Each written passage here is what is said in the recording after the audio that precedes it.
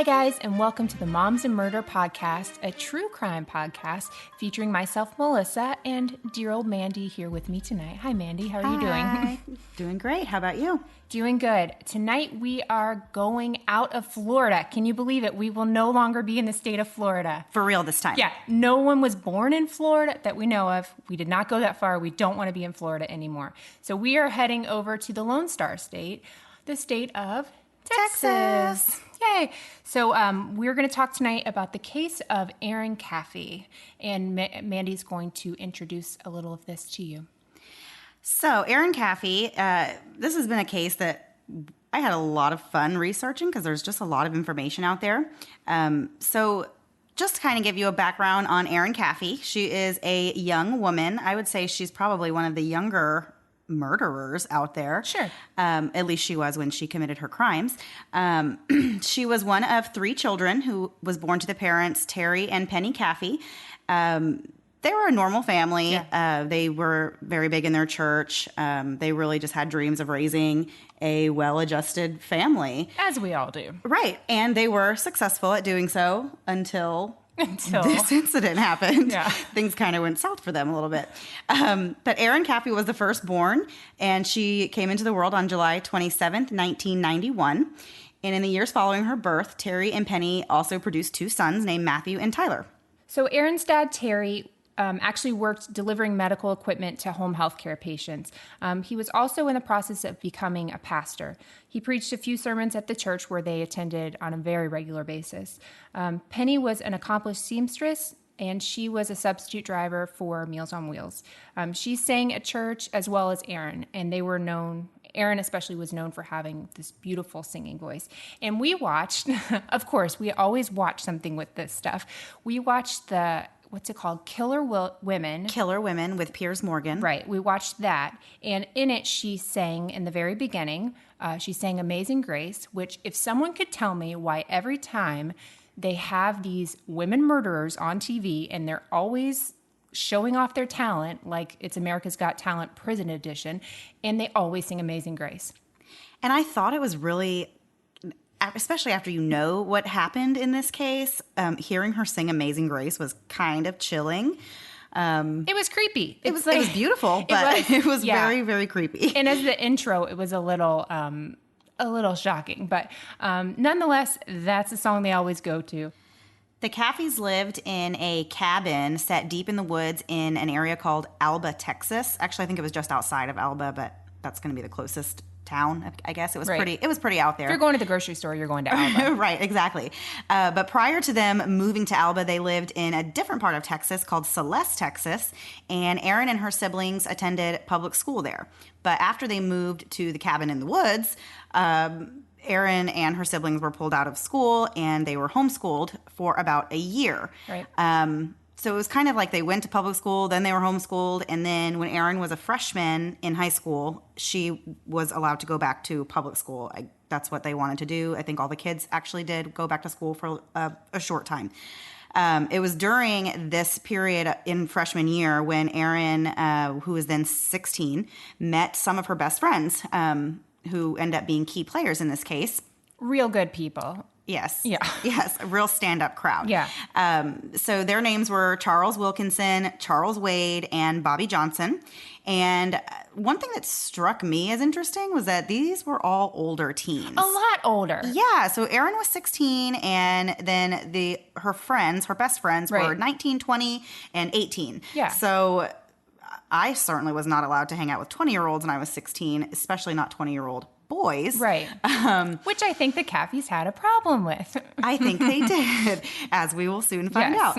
And the reason is because, as these things normally do, when you have teenage girls and young adult boys, a puppy love sort of thing kind of blossomed between Erin and one of the boys. One of the Charleses. Right, Charles Wilkinson. And I think they ended up calling him Charlie, so that'll be a good distinction for us when we talk about Charlie versus Charles. So Terry and Penny, of course, did not approve of Erin hanging out with Charlie unattended, I guess you would say. Right. no parent needs an explanation for why they didn't want them doing that. Yeah. But the two teenagers somehow managed to still find a lot of time to spend together. They would hang out at the family home. The Caffeys had him over for dinner all the time. Right. And Terry Caffey said that he was a frequent guest at their dinner table. So that tells you, that at least they were open to having him over, with the parents, which I think is very normal. Yeah, for, if they're when you going to have a have a 16-year-old daughter. relationship, having them at your house, you can supervise a little. A little bit, right. So one of the rules that the Caffey parents had was that Charlie had to be out of the house by 9 p.m. on the nights that he came to visit. But they did allow Erin to continue using her cell phone until around 10 p.m., 11 on the weekends, which is reasonable. Yeah. So she would actually continue their, time together on the phone after he left her house. They would, stay up late talking on the phone. You remember that, like, puppy love, early stages of a relationship where they can do no wrong. And, throwing stuff on the floor infuriates you now. But back whenever you were first dating your husband, it was just a cute little quirk they had, something different. But that's whenever you were on the phone hours at night and one of those dumb, you hang up, no, you hang up, no, you hang up. Where you just literally can't get enough of each other. Just come on, guys. Right. In the summer of 2007, Erin got her driver's license and started working at Sonic. Now, I think most people listening probably know what Sonic is, but in case you don't, if you're not lucky enough to have one nearby, it is a fast food chain where they have different stalls basically for the cars to drive up to, and then you can order on the little microphone thing, Right. and then the little girl with roller skates will come out and deliver your food, and you sit in your car and eat it, and it's just kind of a fun thing to do. I always liked going to Sonic when And I you was feel a kid. gypped if there's not the roller skate girl that comes to your car. If somebody just walks out If somebody in shoes, walks out in shoes, the whole experience is ruined. ruined. Go back in, get your skates, roll around real quick, and bring me my food. The thing I love about Sonic is that it's one of the only places you can go and get tater tots. Sure. It's on the menu. If you're a Tots fan, this is our shout out to you. I'm definitely a Tots fan. So Charlie would go and visit Erin at work at this job. He would go up there when she was on her 30-minute breaks, and they would kind of get a little bit of time in. Right. It kind of goes back to the whole thing. They just can't get enough of each other, and they will take any time they can get, including when Erin is working, but just on a short break. She can just roll right over to his car. So as things continued to progress, the relationship, Charlie began to attend church with the Caffey family, and things were going okay with that for a while. But then after some time, Charlie and Erin would start to separate from her family, and they would go off to the side and stand on their own and kind of be inappropriate for a church setting, I imagine, with holding hands. And I can only imagine like the petting and the, all the like stuff. Don't use that word again. I hate that word so much. That's just the image I have in my head. So anyway, her parents found it inappropriate, but they let it slide initially. And, even the fellow churchgoers, they said that it just kind of seemed like a typical puppy love. Yeah. Nobody was really concerned. He's at church, which I'm sure is a relief, and you think your kids are doing the right thing. They're at church. Right. So everyone just thought typical teenager stuff. Yeah, no sure. big deal. And up to this point, it was just typical teenager, puppy love. They're just having a good time together. So, of course, they continue to see each other, and Charlie was telling all of his friends how much he was in love with Erin, how infatuated he was with her. She could do no wrong and just seemed obsessive about her. And the further along this went, the friends noticed just it seemed to grow. Love, puppy love, but mostly obsession. And he said multiple times he would do anything for her. So later in the year, actually around Christmas, shortly after Christmas rather, they took their relationship to the next level and decided that they were ready to be intimate with each other. Very heavy stuff, Yeah. I feel like, for a 16-year-old, and they really haven't been dating even that long. Yeah. And as far as I can tell, they weren't even allowed to have much alone time together. So that's a big The decision. logistics is a little up in the air of how that happens. Yeah, that's a little bit crazy to me. So it was shortly after that they did that Charlie actually presented Erin with a promise ring, but not just any promise ring. It was actually his grandmother's engagement ring. Sure. So after a few months, let's take that leap and Right. give you something so special to my family. Right. And like he said, it was a promise ring, not an actual proposal, which I don't think really justifies it. No. And also, when you see the commitment he's willing to make to her a little bit later, he couldn't call this an engagement ring. He had to say, like, I promise I'll marry you. Probably won't. But he couldn't even say, I want to marry you. Like, I don't understand that level of commitment. He might have a few commitment issues, but. Right. So Penny, Erin's mom, saw the ring on Erin's finger at a church function a few days after it was given to her. And what do you think she did? She flipped out. Yeah, sure. She was not happy, and neither was Terry. And they actually pulled Charlie aside and told him that it was inappropriate to give Erin the ring. Yeah. And, basically Terry had said, you need to take it back. And, do you understand like what you're doing? Like you're Right. promising yourself to my daughter. Like, do you understand that she's only 16? Yeah. You can't really do that. Yeah. Why haven't you graduated high school? Those kind of things. There's a lot of questions. Yes. So the source of a lot of arguments in the Caffey home was over Charlie and Erin's relationship. Eventually, Terry demanded that Charlie break off his relationship with Erin. They took away Erin's cell phone, so she wasn't able to contact him. Terry later said that when she was told that she needed to break up with Charlie, that she was pretty okay with it. She was upset, but she had said to her parents she was kind of looking for a way to break up with him. So as far as they could tell, it was okay. They thought their family would get back to normal, and this was just like a bump in the road. So as you just said, everybody thought that after they broke up, things would be just fine and dandy. Right. And there was a few normal days there in between. Yeah. Not very many. And this kind of brings us up to the heart of the matter, which is March 1st, 2008. And it was, like we just said, 3 days after Erin and Charlie had broken off their relationship. As far as anyone knows or thinks, they have not been in contact with each Right. other. But that night is when everybody's life would change. It was in the early morning hours of March 1st, 2008, that almost the entire Caffey family was murdered. Penny, the mother, was murdered. She was shot to death. The two boys, who were 13 and 8 years old at the time, were also murdered that night. And Terry, they tried to get him to, Right. but he actually survived. So we're going to kind of back up a little bit now, because this is where things get really interesting. It came out later, of course, that Erin Right. was a huge part of what happened to her family. And that's where it kind of gets shocking, because at 16 years old, she actually masterminded the murder of her Right. entire family. And got people to participate Exactly. in it. There's my big She issue. was not alone.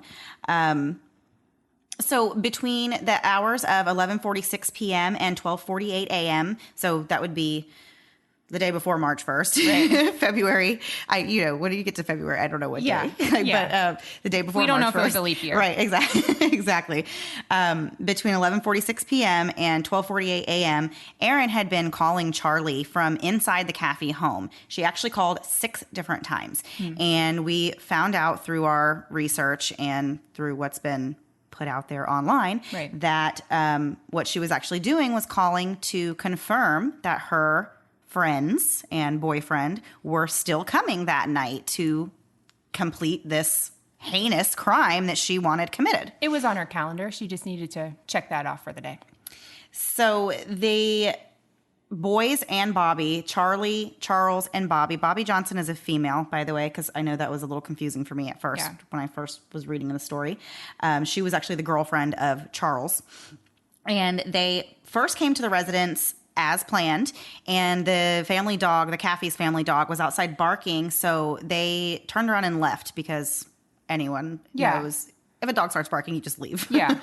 Well, and there's your first chance to get out of this. There's your first chance where you think maybe we should change our mind on bad this. idea. Yeah. So the two boys, they tried to creep up to the house. They got spooked by the dog, and they left. Erin called them again several times, telling them to please come back and that she would get the dog inside and keep it quiet. Well, that's so nice. Yeah. And so again, like you said, this is another opportunity, like even Erin herself to say, oh, don't worry about it. I'll just get the dog inside and you guys can still come back and do this. Like, Yeah. we're not talking about, having them go over there and just do something petty. Like even steal something. Right. Not that. Right. Exactly. You're talking about having these people come back so they can do, grave danger to every member of your family. Yeah. So they did return to the Caffey home. And Erin went outside and met them and got in the car with them. They all four drove to, it was down the street. I read somewhere that they actually parked in a cemetery, which Seems is just appropriate. Yeah, it's just very strange. And they, of course, talked about what was about to take place. And they talked for quite a while, about an hour in the car, and kind of how they were going to make it look and, what they were going to actually do. And at any time, any of them could have said, what are we talking about here? Right. Like, are we really going to do this? And nobody said no. So according to the other three that were there, they kept saying how much she wanted this done. It's got to be done. You have to do it. Charlie, if you love me, you'll do this for me. Because it was the only way they were going to be able to be together. Right. But that's basically what she was setting this up to be like, that they were these star-crossed lovers, and this is the only way they could be together. Or they could wait until she's 18 and can move out and do that, but let's just kill everybody. And it just kind of makes you wonder, like, even if this plan would have worked out and they didn't get caught, what were they even thinking that life was going to be like? Thank you. Like, were they thinking that Erin was just going to, like, have no family, but she was only 16, so she doesn't have like rights as an adult. She can't go live on her own. She would surely be sent somewhere. Right. So I don't think they really thought the plan through. Also, their plan was really stupid. Right. So they were a bunch of idiots thinking about this, and they weren't thinking. I mean, they had very short-term goals. We kill her family, and then we can be together forever.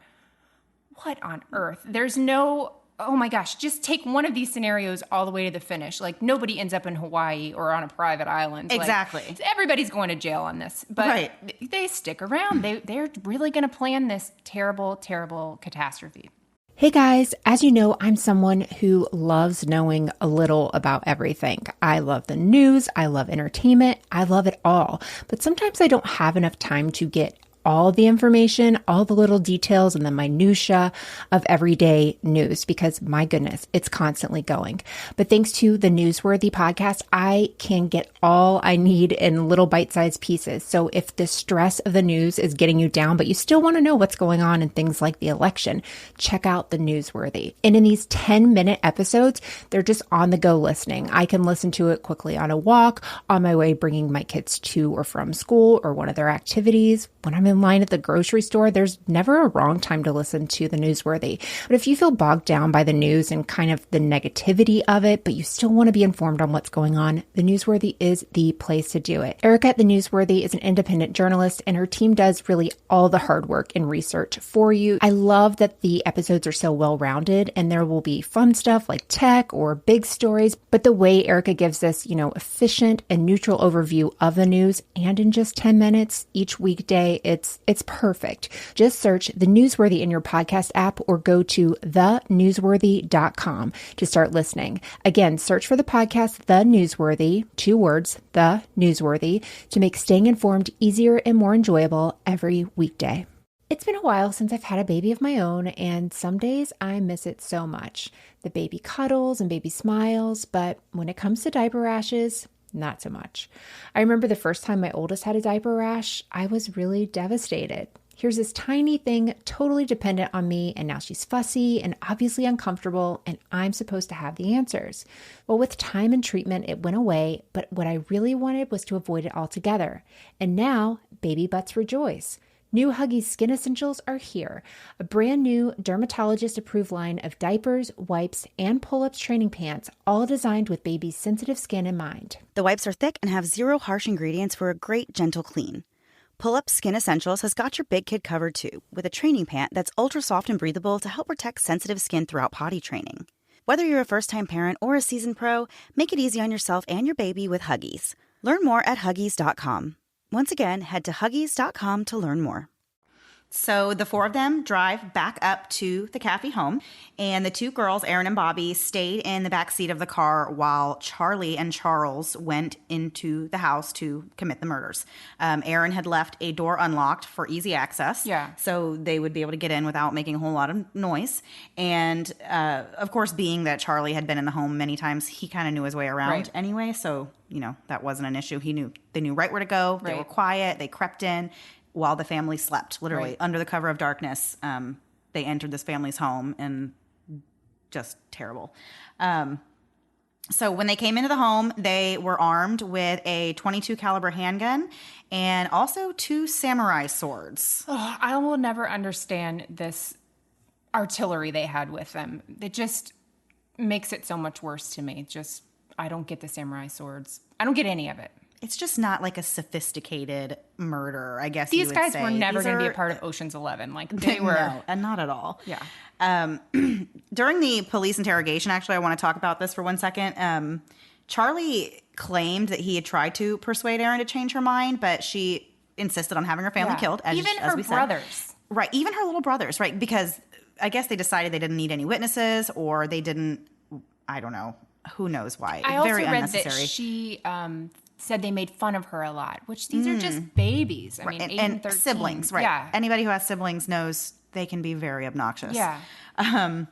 So the other Charlie, or just kidding, Charles Wade, he believed that he would be given $2,000 if he helped Charlie commit these murders. Erin said that there was $2,000 waiting for him, which he wanted because he was actually in a custody battle with his ex-wife for custody of his 5-month-old daughter. And he needed $2,000, I guess, to go through the court system or go through the process so that he could obtain custody of his daughter. So this is really logical, right? Yeah. I will kill a family, get $2,000, and then just simply get custody of my daughter. Yeah. That makes a lot of sense. I'm so glad he never got custody of his daughter. My goodness. But here's the thing. $2,000 is your grand prize, right? The best case scenario, you're getting $2,000.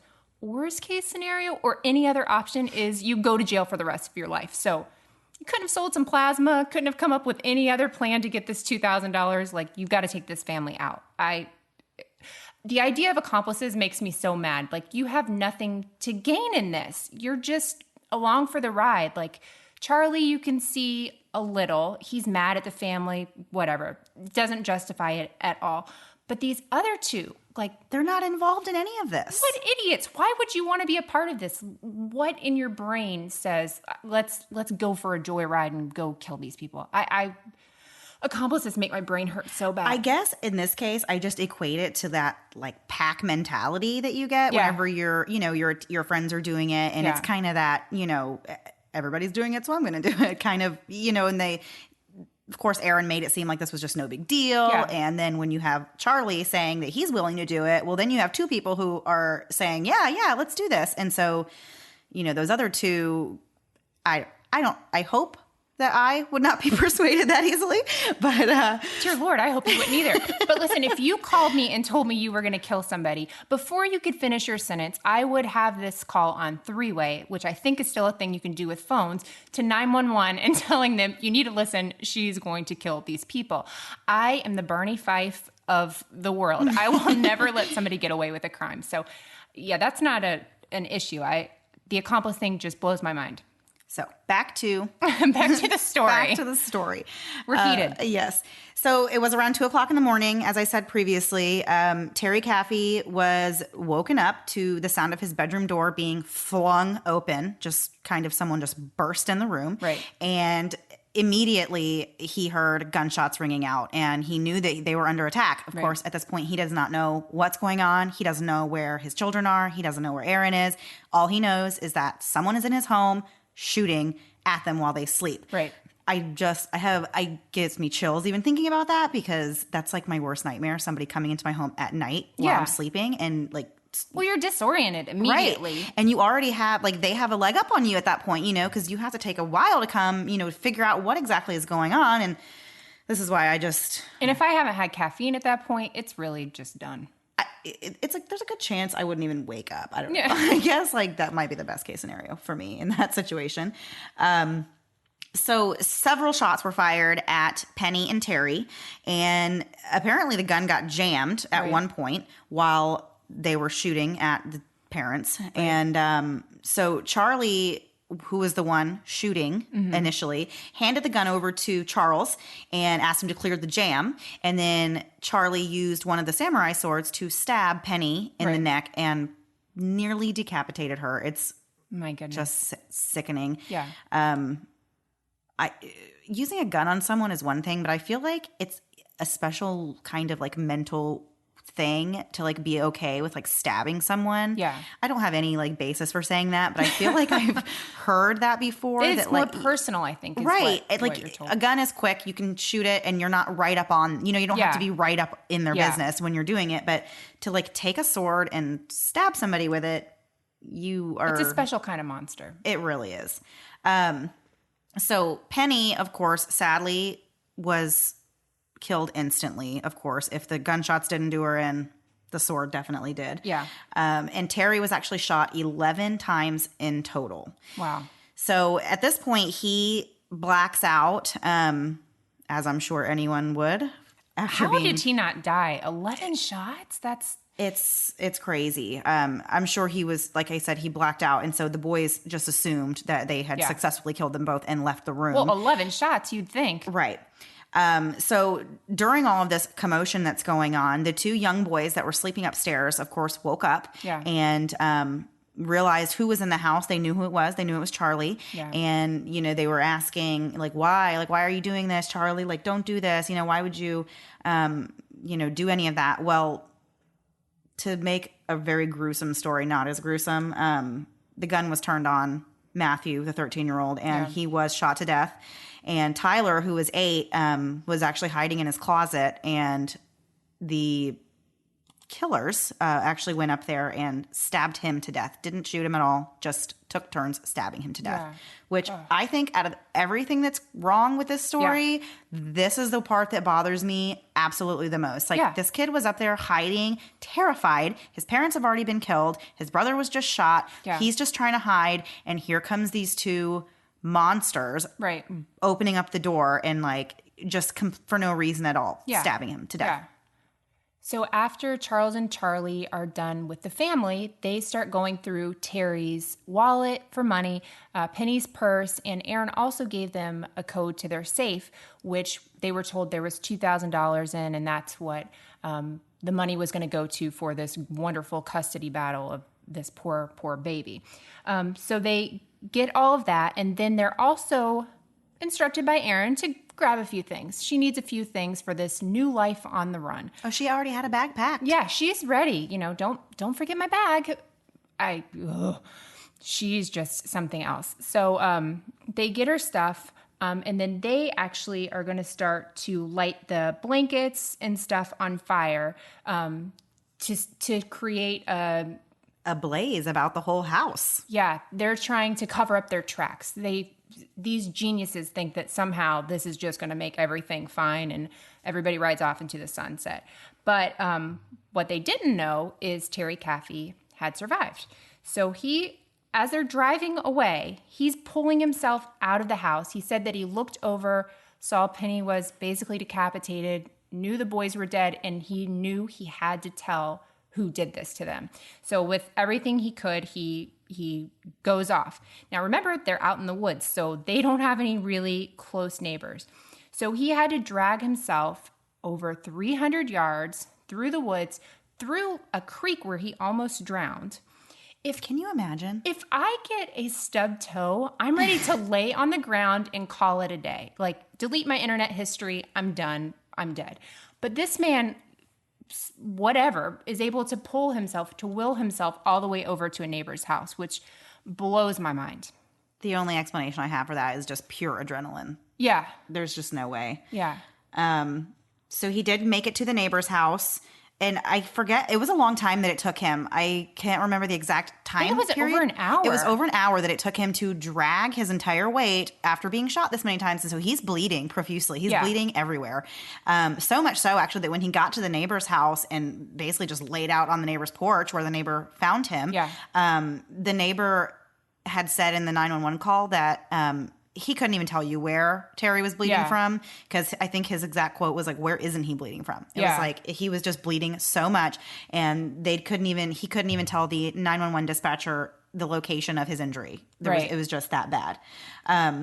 So when the deputies arrived, responding to this call, Terry actually told them right away. Yeah. He knew who did this. He said, they're all gone.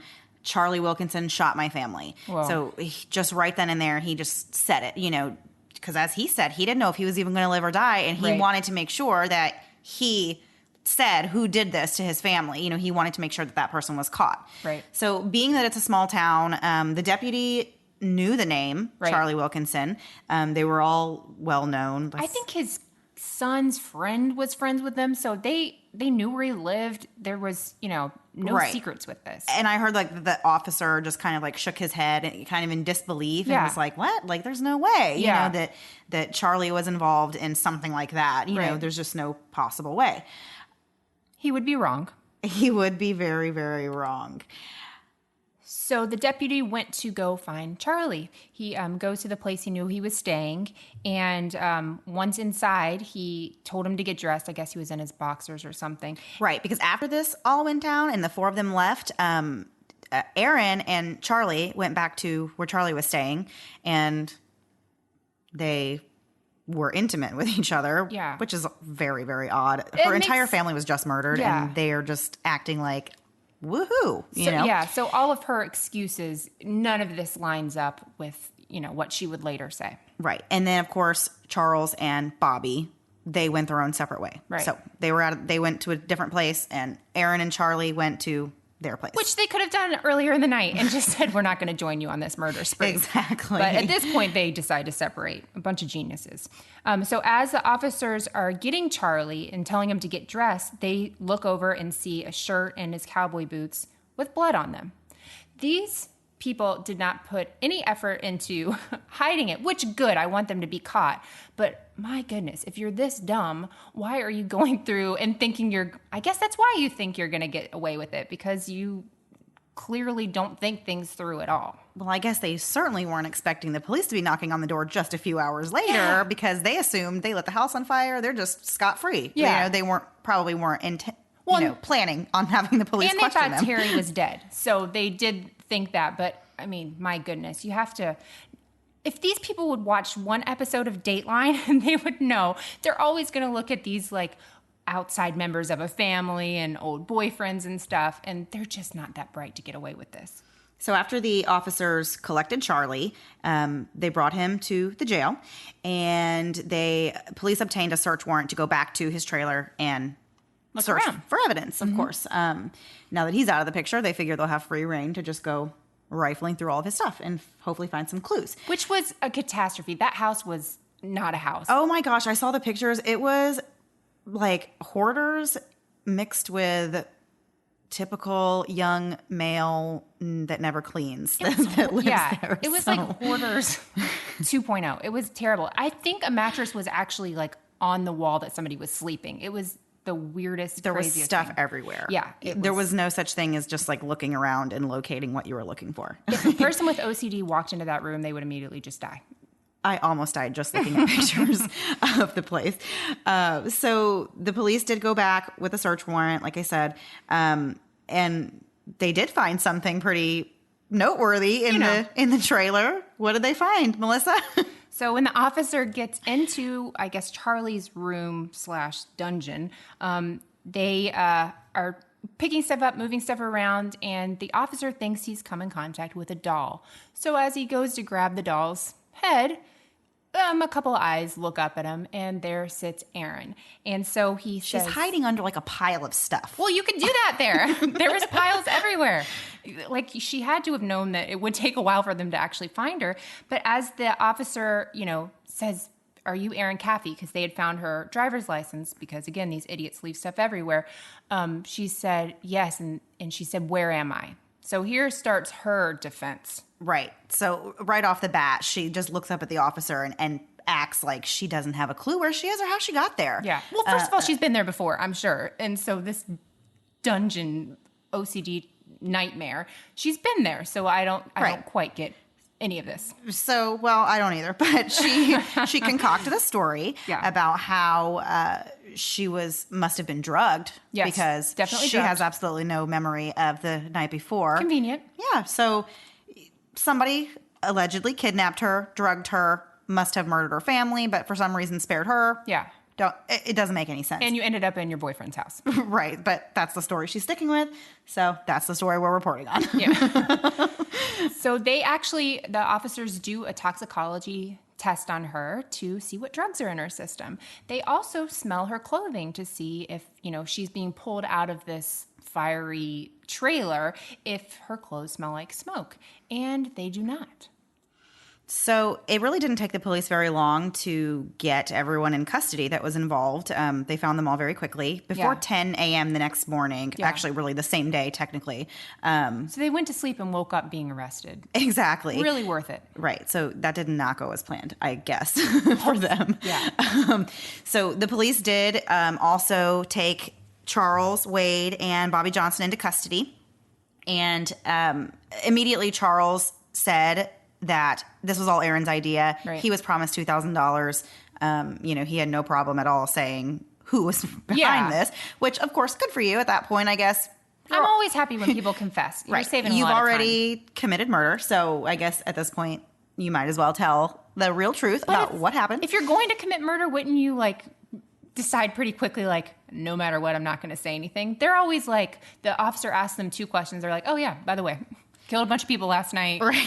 Guess I'm going to go to jail for the rest of my life. But of course, these are scared kids, and of course, just having the police ask you about it, I can just imagine, he was probably oh crap. But again, no one thought they could ever get to this point. Right. So they probably didn't really have a plan for what to do. Oh, they didn't. What to do if the police came knocking on the door. But Erin came up with a plan for herself. Right. She sure did. Yeah. But so the 3 accomplices, though, all had the same story. They all said, Erin's behind this. Yeah. She convinced us all to do it. We tried to say no. She said yes. So Terry is at the hospital, and Erin is being treated like a grieving child, that she's, been through all this. She's been drugged, and her whole family is dead. And so the officers really feel kind of bad for her, and they are going to escort her to the hospital to go see her dad. And she's also, at this point, Penny's mom is with her, her grandma. So as the officers are driving her to the hospital, they get a call that the toxicology report is in. There were no drugs in her system. The other 3 have said that she's involved and they need to arrest her. So they actually pull over and arrest her. And the grandma is, of course, crying, freaking out, saying, did you do this? Did you do this? And she's saying, no, she didn't. So as they're getting ready to go to trial, the prosecutor is actually seeking the death penalty. Lisa Tanner was the prosecutor, and she said, quote, "This was not the most brutal or cold-blooded case I have ever prosecuted, but when you look at all the different factors and put them together, how young and seemingly normal the perpetrators were, how ruthless they were, how stupid they were, how cavalier they were, how utterly undeserving this family was, it was, without a question, the most disturbing case I'd ever dealt with." And I would agree with all of that. Yeah. So the prosecution is seeking the death penalty for Charlie and Charles. The other two, Erin and Bobby, were going to be tried as accomplices, and Erin a little bit more. But the district attorney spoke to Terry, and Terry wrote a letter saying that he wants them in this lifetime to have a chance for remorse and to come to a place of repentance for what they have done. Killing them will not bring my family back. So if you ever needed a lesson in forgiveness, may we all reach out to Terry. If anyone, nobody would think twice if he really did not choose to forgive them with all that he had been through. But he said that he chose to forgive because it would only help him. It wouldn't necessarily help the others, but it would help him to heal. So he did. He forgave them, and I don't even know. I can't even imagine Terry, like you said. He did say that he thought there was enough deaths already, and just wow. This is after his entire life is turned upside down. Yeah, and his daughter is a part of it. And then you find out that your daughter, and that was another thing. When they had brought Terry to the hospital, of course, we kind of stopped talking about him after we started picking up on Yeah. what had happened. But when they brought him to the hospital and he was getting all checked over, the detectives had come in and they wanted to speak with him and let him know kind of where they were at with investigating and everything. And he asked them about Erin. How was Erin? And they said, well, she's fine. Yeah. And he kind of meekly said, and what was her involvement? And there was kind of a pause. And then the officer said, her involvement was great. Yeah. And then you can just hear Terry like break down and I just can't even imagine like getting some news like that. Not only is your wife, your 2 sons are killed, and then you find out like your daughter is behind all of this. And she wanted to kill you too. Right. And for what? Because she liked some boy that she just couldn't be away from and, just couldn't get over it. Just very, very crazy, very sad. But very, I guess, inspiring that he was able to even find forgiveness for any of them, including his daughter. Who he still regularly sees. He does. He still visits her in prison. Yeah. And he said that he doesn't really question her. He doesn't really need to know all the answers, and she'll tell him in time. But really, if you watch any videos, any interviews with her, she does not own up to her responsibility in this at all. She continues to say, it was their idea. I never wanted any of this. Charlie would talk about this, and I thought it was a game. I thought he was joking. But during her trial, they actually talked to an ex-boyfriend who said, she actually wanted me to kill her parents. Why did he not go to the police? I always have issues with this when people are told, hey, somebody wanted somebody dead. Go tell somebody, please. If you know something, say something. I mean, it's so easy to say that in hindsight, but, you know me and my crazy sense of humor. How many times have I said something off the wall? Basically said just what, Mandy? Say it on record. I'm not saying it on record. But how many times have we joked and or not just us, but people joke around and say stupid things like, "Oh, I'm going to kill that person," or if they don't stop doing this, I swear I'm going to kill them, or whatever. You heard it here, folks. Mandy goes around threatening people's lives. I've called the police. So one thing that was really interesting about Terry, I know we just got done talking about how he was so forgiving and, just found it in him to be able to do that. But one other thing that he did that is worth mentioning is that he actually bought an RV and went back to live on the property where the murders took place. Yeah. I don't know. I guess he owned the property, so he had a right to. But he owned the property. Well, he did say that that was his home, and that was where they had so many good memories, and he wasn't going to let that last memory ruin it for him. But I would be okay with just saying, "Peace out, take my property. I'm going to start new somewhere else and forget about all of this." Yeah, I'm going to Hawaii. But at least that would be a constant reminder. But he said he slept every night with a loaded gun on his chest, which. That's not good gun safety. That's terrible gun safety. But you kind of understand how traumatizing this whole thing has been. How do you ever recover with all the therapy, with everything that's available to you to truly recover from this? I don't think you can never be the same.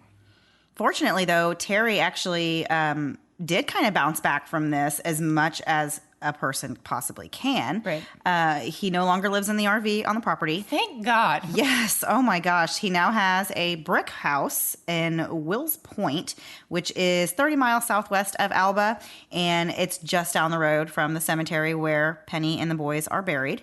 I'm sure he goes there and visits that site a lot. But he did go on to find love again, not just once, but twice. He married once after this happened, and that marriage did not work out, which is understandable. Yeah. That's a lot to bring into a new relationship. Yeah. So. But he's since remarried again, and they have a son together. So I was glad to hear that he has this new little person in his life, and that hopefully he can find more joy and happiness with his new family. So I'm sure everyone is wondering what kind of punishments came down for Erin and her 3 accomplices. And they all did get some pretty heavy sentences. All 4 of them pled guilty to the crimes that they were accused of, which always makes things a lot easier when they just come out and say, like, yes, I did it. Yeah. And they did get some plea deals in there. So Erin, for her role, she was actually sentenced to 2 life sentences to be served concurrently. Right. Which, with your second life that you're just given. right. Plus an additional 25 years. So if those 2 life terms weren't enough, 25 more years, you should be good after that. Unless she's a cat, I really don't see how this is going to work out. But somehow, I don't understand how she is still going to be eligible for parole when she is 59 years old. How? I don't get it. 2 life sentences plus 25 years. It doesn't add up to me how she could ever be eligible for parole. Maybe 59 years on her third life that she would be eligible for parole. The only shining light in this is that she's too old to have children. Yeah, thank God. So Charlie Wilkinson and Charles Wade, they pled guilty, like I said, and they were sentenced to life in prison without the possibility of parole. So that's good. They were the ones who actually went through with it. Yeah. So I think that's fair for them. Well deserved. Right. And Bobby Johnson pled guilty to being an accomplice who did not use a weapon. And she was sentenced to 40 years. And she might be eligible for parole in 20. So Bobby Johnson should be like a PSA to me of why you should watch who your friends are. Because you could end up in the backseat of a car while people are committing murder and you're going to go to jail right along with them. Right. And she technically did not do anything other than not stop it. Yeah, she didn't stop it. So not stopping a murder is also a crime, in case anyone didn't know. Yep. So although pleading guilty, Erin continues to profess her innocence to the crimes. She actually told another version of her story to Israel Lewis, who was the mental health counselor that was hired to evaluate her. When she spoke to him, she insisted that Charlie had this huge temper and that he killed her family after she broke up with him, and then he tried to frame her. No one in this group is smart enough to frame someone. Just let that be on the record. And Lewis actually said that he said, quote, "I have worked with some good liars, but Erin was one of the best." He said that he actually believed her story. Like, everything she was saying made sense to him. And whenever he actually was learning more details of the criminal investigation, he realized that she had been manipulating him.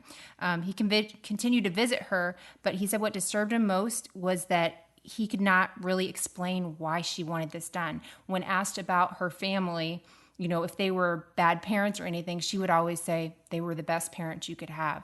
So what was going on in her mind for this to happen? But lots of people really seemed to feel duped by Erin and said that she was one of the most dangerous people. She's like 4'11", a little tiny thing, but you know, behind her words and her manipulation, she became really, really powerful and evil.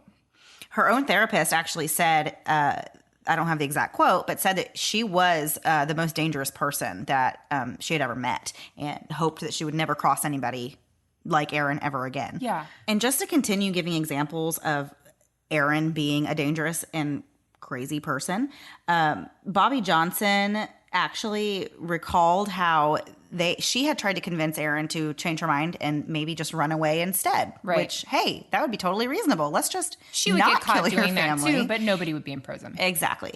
But of course, Erin insisted, no, this is the way it has to be. This is how it has to go down. Charlie had said in later interviews, of course, everybody's been interviewed a billion times since this all took place because right. Of course, everybody wants to interview it's people. a fascinating case. Right. And Charlie has said that he kept also trying to persuade her, are you sure you want to do this? And Erin kept coming back with, why are you asking me that? Like, if you love me, you'll just do it. You won't even ask me any questions. Right. And all of the accomplices, they had said that Erin was dead set on it. It was her idea to go through with killing her brothers. And, they said when they left the house, she was extremely happy. One of them said that she was happier than a kid on Christmas morning when they were pulling away from the house. So disgusting that there's no remorse ever. I mean, she still doesn't have remorse, really, because she won't even acknowledge her part in this entire crime. Right. So it's been years now, and the people who have interviewed them separately have asked Erin and Charlie both how they feel about each other now. Right. Still. And they pretty much both say that they still love each other. It was, that was so hard. And of course they haven't talked since they this can't. happened. Like, they've never spoken to each other. Yeah. But Charlie had said, once you love somebody, you can't just stop. You're always going to. Well, once you've killed their family and your life is over, you could pull the brakes on that a little bit. I think you could. I think that is valid reason to stop loving someone. Yeah. If you're ever going to stop loving someone, this would be the scenario to stop loving someone. So, but she kind of was the same. She just kind of said, I don't really know how I feel, and I kind of forgive him. But still, she still basically said she loved him. You're never going to be back together. Like, listen to a Taylor Swift song. It's never, ever, ever going to happen. It's over, guys. So Terry Caffey wrote a book on this entire ordeal, which is probably very therapeutic for him. But the title of the book is Terror by Night, the true story of the brutal Texas murder that destroyed a family, restored one man's faith, and shocked a nation. It's a long book title. Yeah, I've read it. The rest of the story goes much better than this title, but it's actually a really good read and something, if you're interested in this case, it's worth reading about. And also, he talks a lot about forgiveness, as we've said. So I really found it to be a fascinating book. So, guys, that is the story of Erin Caffey, kind of a sinister story. Yeah, a real bummer. There's not really a lot of happiness in this story. But we wanted to quickly go over our hashtag, I'm Invincible When. Whoop, whoop. Yeah. And I actually have one for you guys tonight. Oh. And I told Mandy I was going to be sharing this with her. I did not share this with her before because I knew she would laugh at me in my face. But I'm invincible when I open the shower curtain. But you have to hear me out. So when I was little, I saw a commercial or something for Chucky, the Child's Play. Is it Child's Play? The creepy little like the horror thing? movie killer doll, yeah. So I was never allowed to watch that. And I hate horror stuff. I like true crime, hate horror. So I saw a commercial and he popped out of the shower curtain. Ugh. So for the rest of my life, every time I go in the bathroom, I have to open the shower curtain. And I actually feel much safer making sure nobody's in there or a small freaky child doll. But one time my family, being truly loving and supporting, knew I did this and they got irritated. I guess my mom must have been irritated. I see where this is going. Yeah, love you, Mom. That I would leave it open. And so as I went into the bathroom, I opened it and everybody jumped out, which I think is like immersive therapy. And I think that's like a terrible thing to do. So did it work? I still to this day do it. If I go to your house, I'm sorry, I'm opening up the shower curtain, checking what's in there, and I'm closing it. Please do not pull back the shower curtain when you come to my house. Mandy, I've done it every time I've been there. I'm so sorry to break that to you here now. But I don't judge anybody because nobody thinks somebody's looking into their shower curtain. I don't go through medicine cabinets, but I will look in your shower to make sure no child doll is there to murder me. You know, it's actually funny that was your thing because I do the same thing with shower curtains. Really? But not because of Chucky. It's actually because of the movie The Shining. Oh. Because you remember the scene? The creepy, yeah. Okay, it's kind of a weird scene, but I always got creeped out by the shower thing as well because of that movie. But it kind of goes hand in hand too. I do the same thing with like closet doors. I have to have closet doors shut. Since I was a little kid, I can't sleep if the closet door is gaping open because you just never know what's going to come out of there at night. So you're invincible when the closet doors are open. Exactly. Closed in your house. Yeah. So yeah, guys, that's my I'm invincible when, and now you have a little insight into my brain and why I am basically not very well balanced. But we wanted to talk to you guys quickly and let you know next week's show we've actually promoted on our Facebook and Instagram. So if you haven't become Facebook friends with us or liked our page or became friends with us on Instagram, you haven't seen what we have in store for you. But we actually put up a poll. You guys voted and we listened, and next week is a very special episode, but you have to go to our Facebook and Instagram to see what it is.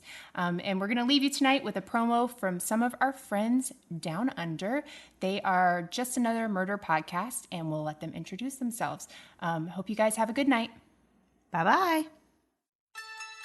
Hey, this is Sarah, Sam, and Casey from Just Another Murder Podcast. We are three Aussie ladies chatting about murder and making funny jokes. More like bad jokes. Inappropriate jokes. Sorry. Go listen to us wherever you listen to podcasts. You can find us on Insta, Twitter, and Facebook. Okay. Bye. Gotcha. See ya. Bye. Bye.